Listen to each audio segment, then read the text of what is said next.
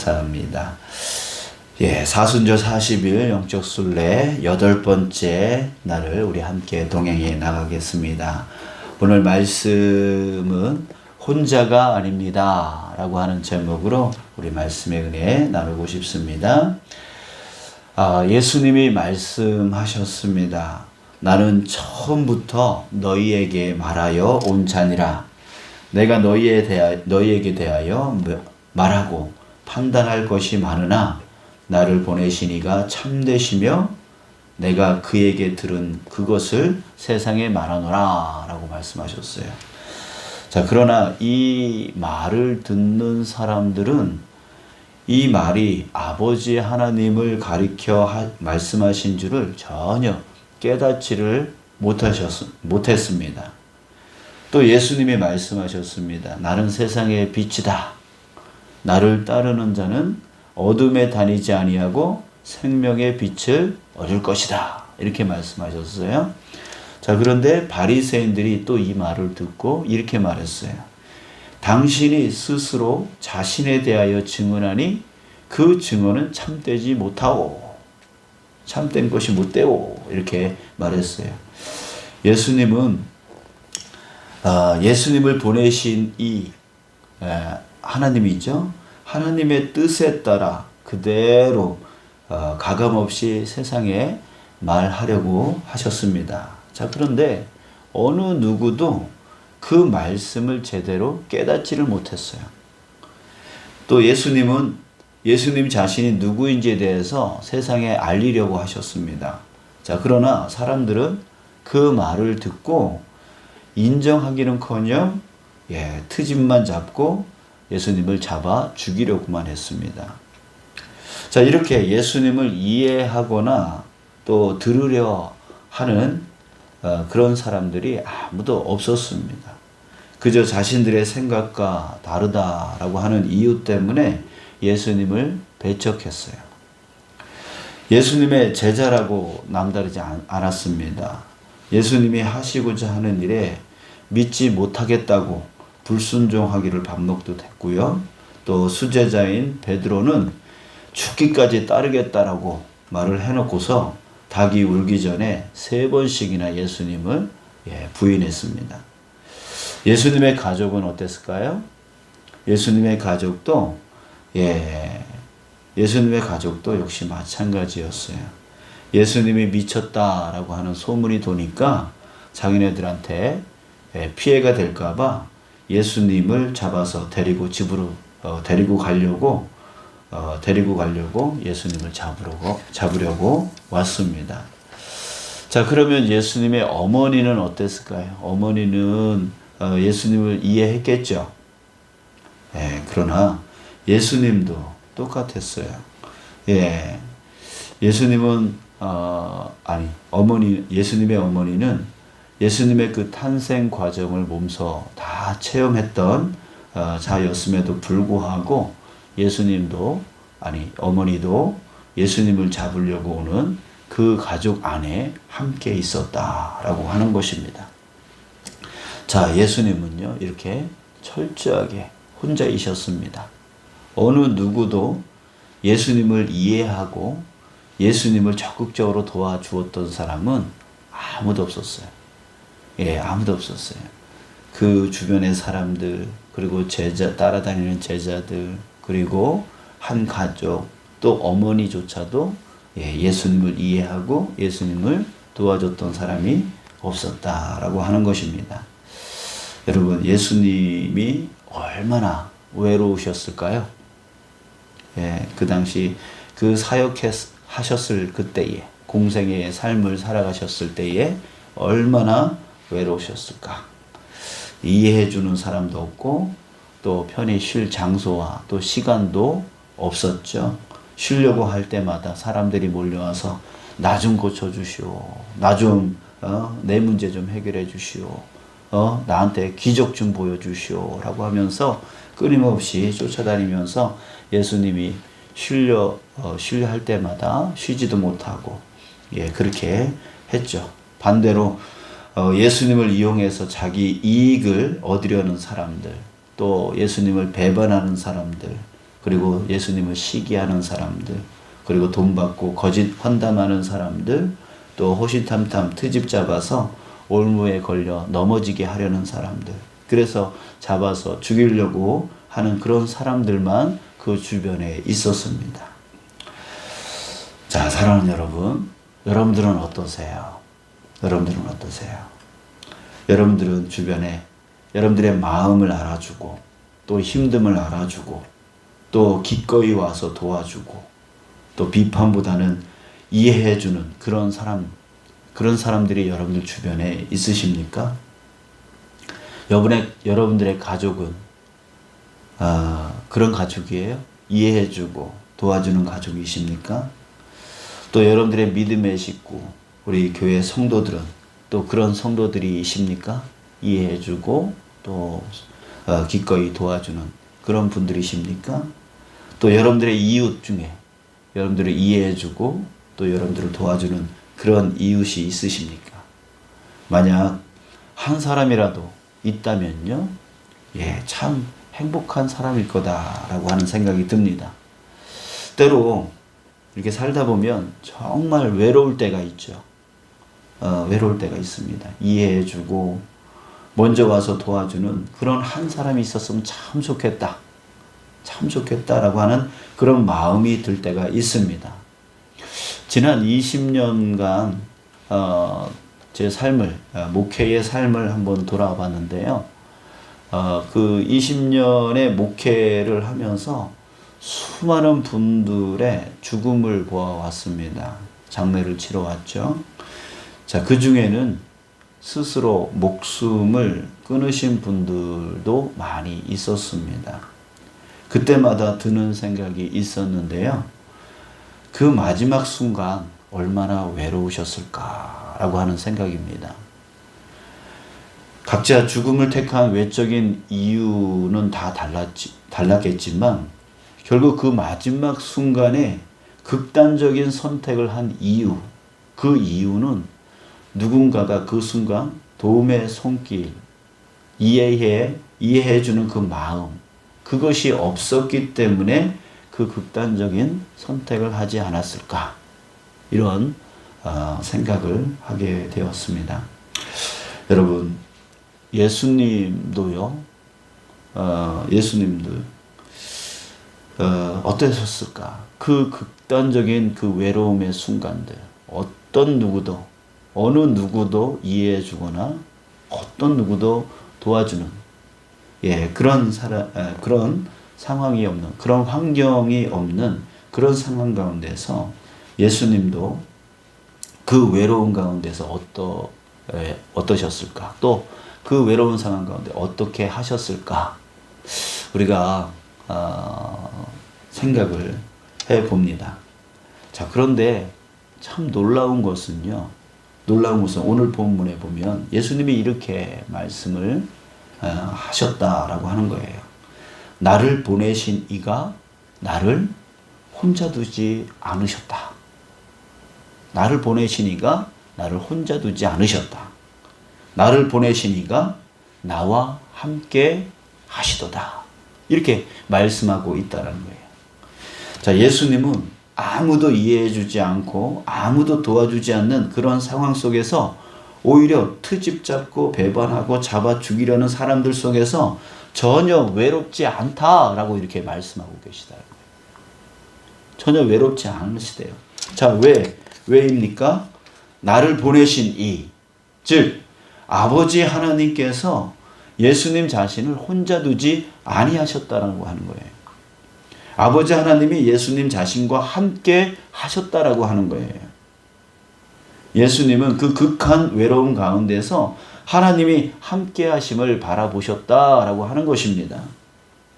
자, 이 시간 우리에게 주신 주님의 말씀을 한번 떠올려 봅니다. 시편 23편 4절 말씀을 떠올려 봅니다. 내가 사망의 음침한 골짜기로 다닐지라도 해를 두려워하지 않을 것은 주께서 나와 함께 하심이라.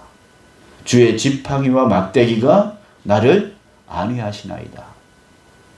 자, 마태복음 28장 20절 말씀을 한번 떠올려 봅니다. 내가 너희에게 분부한 모든 것을 가르쳐 지키게 하라. 볼지어다 내가 세상 끝날까지 너희와 항상 함께 있으리라. 자, 요한복음 14장 18절 말씀을 떠올려 봅니다. 내가 너희를 고아와 같이 버려두지 아니하고 너희에게로 오리라. 자, 여러분, 우리에게 주시는 주님의 이 약속의 말씀을 우리 마음에 다시 한번 새겨봤으면 좋겠어요. 우리는 결코 외로운 자들이 아닙니다. 예, 이 세상 사람들은 나를 이해하지 못하고 내 가족조차도 내 마음을 이해하지 못하고 기꺼이 나를 도와줄 그런 마음을 갖지 못하고 있지만 기꺼이 나를 도와주시고 계시고 나를 결코 떠나지 아니하고 고아와 같이 두지 않으시겠다라고 하는 그 한 분이 계십니다. 그분이 누구입니까? 바로 우리 주님. 예, 내 아버지 하나님이신 거예요. 예, 우리가 그분을 그분을 내 삶 가운데 사람만 봤지, 나를 도와줄 어떤 사람, 환경, 상황만 봤지, 나를 끝까지 함께 하고 계시고, 나를 끝까지 도와주시겠다라고 하는 그 하나님은 보지 못하고 있었다라고 하는 거예요. 그분이 보여지지 않으니까 자꾸만 우리는 외로움 속에 빠져 있다라고 하는 것이죠. 자, 그런데 우리 여기서 멈추면 안 될 것 같아요. 예수님의 말씀을 한번 더 봤으면 좋겠어요. 자, 예수님 오늘 본문 말씀을 더 봤으면 좋겠는데요. 나를 보내신 이가 나와 함께 하시도다. 나는 항상 그가 기뻐하시는 일을 행함으로 나를 혼자 두지 아니하셨느니라. 자, 나와 함께 하시도다. 나를 혼자 두지 아니하셨느니라. 이렇게 말씀을 하셨어요. 근데 중간에 이 말씀을 우리가 봤으면 좋겠어요. 나는 항상 그가 기뻐하시는 일을 행함으로. 자, 이 말씀이 너무나 우리에게 중요해요. 나는 항상 그가 기뻐하시는 일을 행함으로. 왜 하나님이 보이지 않죠? 왜 우리는 내 삶 속에서 하나님이 왜 잘 보이지가 않습니까? 자, 그 이유는요. 내 눈이 내 기쁨에 초점을 맞추어서 살고 있기 때문입니다. 나에게 초점을 맞추며 사니까 하나님이 보이지 않는 것이죠. 내 아내가 나를 만족하게 해야 하고, 내 남편이 내가 원하는 것을 해야 하고, 내 목사가, 내 성도가, 내 직원이, 내 사장님이 내가 원하고 내가 바라는 일을 해줘야 하고, 이렇게 내가 원하고 내 기쁨, 내가 원하고 내가 바라는 내 기쁨을 위해서라고 하는 것에 초점을 맞추고 있으니까 하나님이 보이지가 않는 거예요. 이렇게 가정이든 교회든 직장이든 내 기쁨, 내 만족에 초점을 맞추니까요, 하나님이 보이지 않게 되어지는 거예요. 오히려 외로움만 더해 가는 거예요. 왜 그렇습니까? 예, 내가 바라고 내가 원하는 내 기쁨, 내 만족을 위해서 있어야 되는 그 사람들은요, 아무리 열심히 해도 내 만족의 수준을 맞춰주지 못할 거니까요. 예, 여러분들, 우리가, 아무리 주변 사람들이 나를 위해서 노력을 해도요, 우리 사람은 만족하지를 못해요. 그래서 내 주변 사람들은 우리 자신을 만족시킬 수가 없어요. 만족하려고 애써봤자 또 그 만족의 수준이, 만족의 기준이 또 높아져요. 결국은 어떻게 해요? 외로움만 생긴다고요. 내 만족시킬 사람이 없구나. 이렇게 되어지는 거예요. 가정에도 마찬가지고, 교회에서도 마찬가지고, 직장에서도 마찬가지고, 이웃 안에서도 역시 마찬가지입니다. 자, 여러분,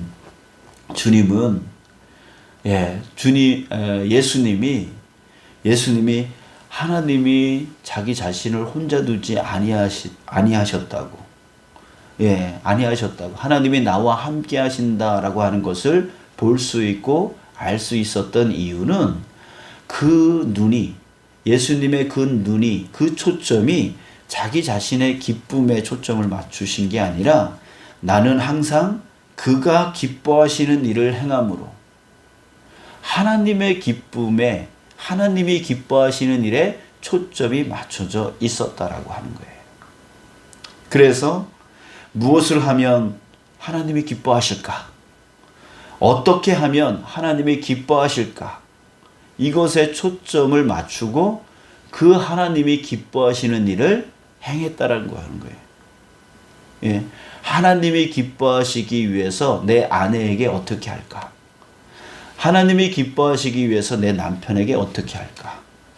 하나님이 기뻐하시기 위해서 내가 교회에서 어떻게 할까? 하나님이 기뻐하시기 위해서 내 직장에서 내가 어떻게 할까? 하나님이 기뻐하시기 위해서 저 사장님을 위해서 내가 어떻게 할까? 내 직원들을 위해서 어떻게 할까? 이런 식으로 계속해서 하나님의 기쁨, 하나님을 기쁘게 하기 위한 것에 초점을 맞추는 것이죠.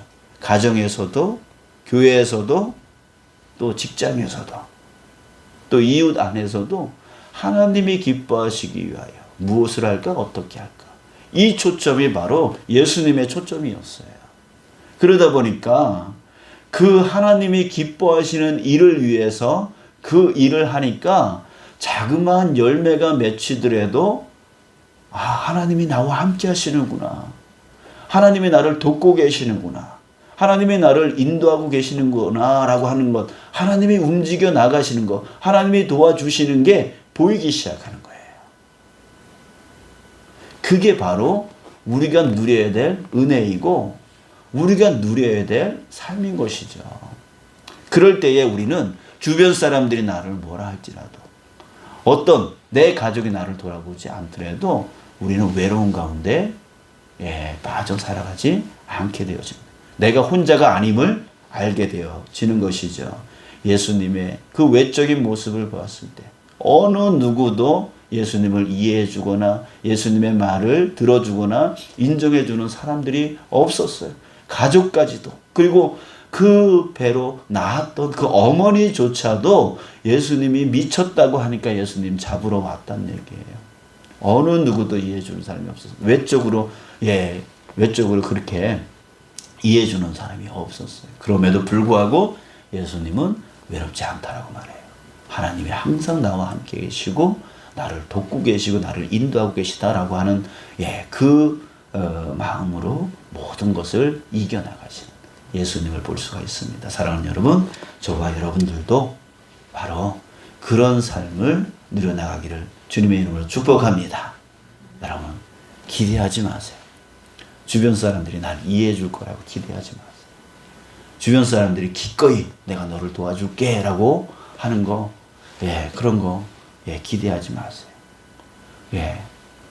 그런 사람이 있으면 참 좋겠죠.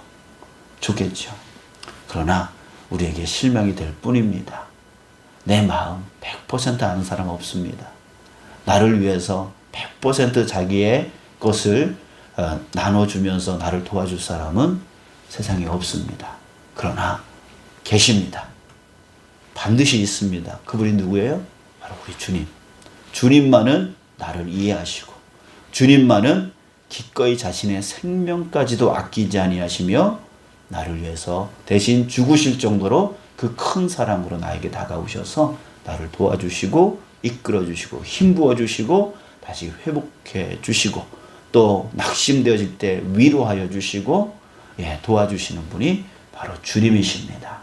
우리 그 주님만 바라보며 살아갈 수 있는 저와 여러분 되어지길 원합니다. 그러기 위해서 우리의 초점을 어디다 두라고요? 내 기쁨에 두는 게 아니라 주님께 두는 거예요. 주님의 기쁨을 위해서 내가 무엇을 할 것인지, 어떻게 살 것인지 여기에 초점을 맞추면서 살아갈 때에 주님이 보이기 시작하고 주님의 그 도우심과 인도하심과 함께 동행하심이 보이기 시작합니다. 여러분들 오늘 우리 함께 실천했으면 좋겠습니다.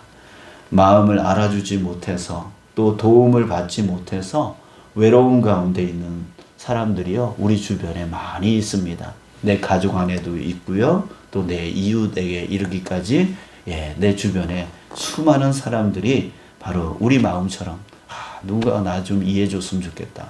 누군가가 나 좀 도와줬으면 좋겠다라고 내가 생각하듯이 주변의 모든 사람들이 다 그런 마음을 갖고 있을 겁니다. 그랬을 때 지금 코로나19로 인해서 더 그런 마음들 갖고 있는 사람들이 많을 거예요. 자, 그랬을 때 오늘 그들에게 우리가 먼저 다가서서 하나님의 기쁨을 위해서 그들에게 어떻게 말해줄까? 그들을 어떻게 도와줄까? 이렇게 먼저 좀 생각할 수 있는 저와 여러분들 되었으면 좋겠어요. 그래서 따뜻한, 일부러 그래도 따뜻한 말 한마디 해주기. 그리고 그들이 뭐가 필요할 것인가 좀 먼저 생각해서 기꺼이 도와주기. 우리 이거 자그마한 것이라도 실천할 수 있는 저와 여러분들 되어지길 원합니다. 그렇게 할 때 누가 은혜 받을까요? 그들이 은혜 받는 것처럼 보이지만 사실 우리가 은혜 받을 겁니다. 왜요? 우리의 눈 안에 하나님이 보이기 시작할 거니까요. 하나님이 느껴지기 시작할 거니까요. 하나님이 도와주시는 그것을 우리가 체험할 수 있게 되어질 거니까요. 여러분들 오늘 이것을 정말 주님을 위해서 하지만 결국 나를 위해서 하게 되어지는 이 일이 되어질 것입니다. 오늘 여러분들 우리가 이것을 실천함을 통해서 주님의 은혜를 충만히 체험하는 오늘 귀한 한 날 되어지기를 간절히 소망합니다. 그리고 주님과 함께 동행하는 오늘 하루의 그 순례의 길이 되어지기를 간절히 소망합니다. 네, 기도하시겠습니다.